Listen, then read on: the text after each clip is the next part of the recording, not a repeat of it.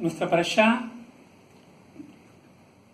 contiene, por supuesto, las características del libro de Deuteronomio, de Sefer Dvarim, y muchas de las líneas que tienen que ver con el mensaje de Moshe al pueblo de Israel, que se encuentran en todo el libro, se encuentran, por supuesto, dentro de nuestra parashá. Yo quisiera, de estas muchas características que están expuestas en la literatura, en la narrativa del texto, elegir una que me parece que también manifiesta y explicita de manera muy clara el tipo de liderazgo que Moshe está planteando al pueblo, y de ahí la posibilidad que nosotros podamos aprender algo de este modelo de liderazgo que él tiene. Ya desde el final del libro anterior de la Torá, del libro de Números, ya encontramos que Moshe está comenzando a despedirse del pueblo y manifestando su preocupación de cuál va a ser la característica de la vida del pueblo después que él ya no esté. El libro de Deuteronomio, como ya lo hemos planteado en otros encuentros, de alguna manera desarrolla muchos de los puntos que ya se vieron en otros libros de la Torá, de los cuales uno de ellos es justamente esta actitud de despedida que Moshe manifiesta frente a su grey, la grey que lideró desde haberlo sacado de Egipto. Moshe se embarca en este libro en una narrativa totalmente discursiva. Son extensos discursos, manifestaciones, alegatos, que tienen que ver con aquello que él básicamente quiere enseñarle y manifestarle al pueblo, dejarlos lo mejor preparados posibles para que cuando él no esté más ellos puedan organizarse y llevar adelante la vida en función de las enseñanzas que él le había dado. Es así como él manifiesta en muchos de los textos que aparecen en el libro de Deuteronomio y también en nuestra parashá, el hecho de que escuchen bien la palabra de Dios, que tengan presente todo lo que aprendieron, y la percepción de quien lee el texto, sobre todo en nuestra parashá, es que hay un sentimiento muy profundo de amor por parte de Moshe al pueblo, de respeto al pueblo en función de que le está dando las enseñanzas para que puedan continuar después de su propio tiempo, y un sentimiento de franqueza, de honestidad en el mensaje que les está dando. Aquí quiero rescatar el punto al que me refería al principio.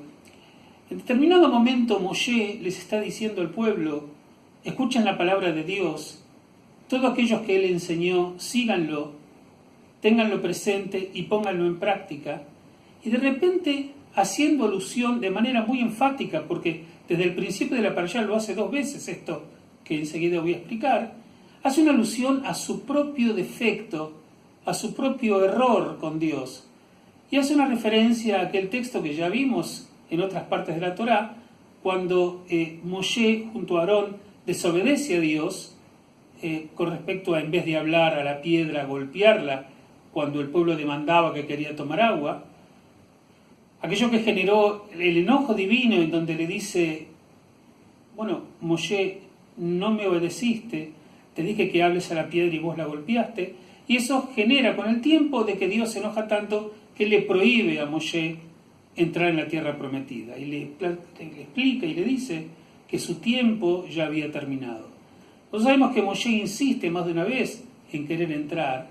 Y finalmente Dios le dice, en nuestra parashá, le dice: Moshe, no me traigas más este tema. No vas a poder entrar a la tierra prometida. Subí hasta la montaña y mirá a la tierra, por lo menos para que la puedas ver. Pero no vas a poder entrar. Ahora, muy bien. Este episodio es un episodio que marca una flaqueza de Moshe. Dios estaba desilusionado de Moshe.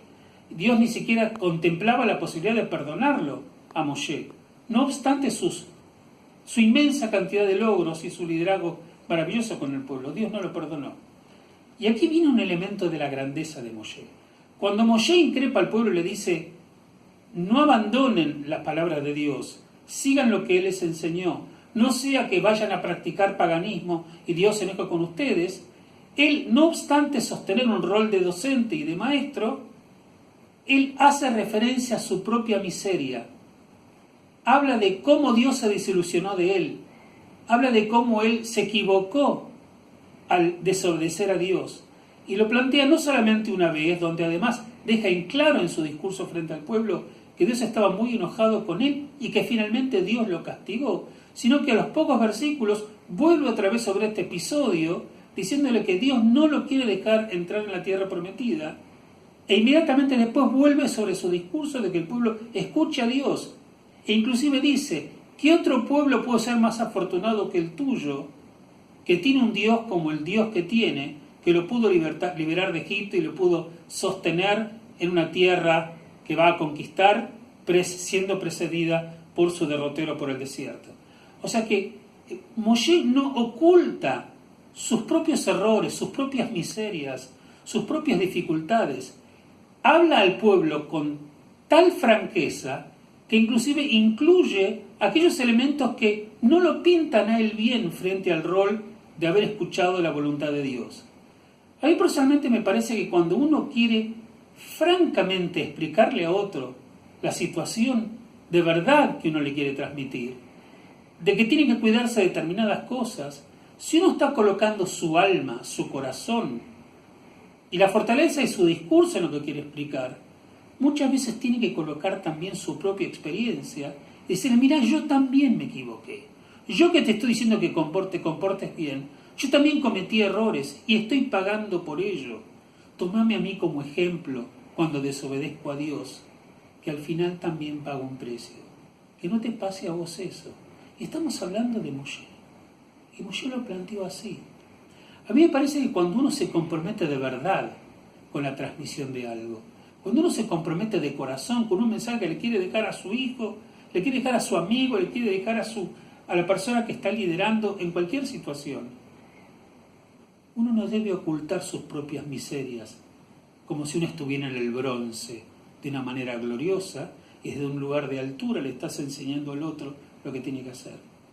La consustanciación profunda de aquello que vos querés transmitir muchas veces está en mostrarte transparente frente al que te está escuchando, para que tu mensaje sea más auténtico, más desde el corazón y muchísimo más creíble. Shabbat Shalom para todos.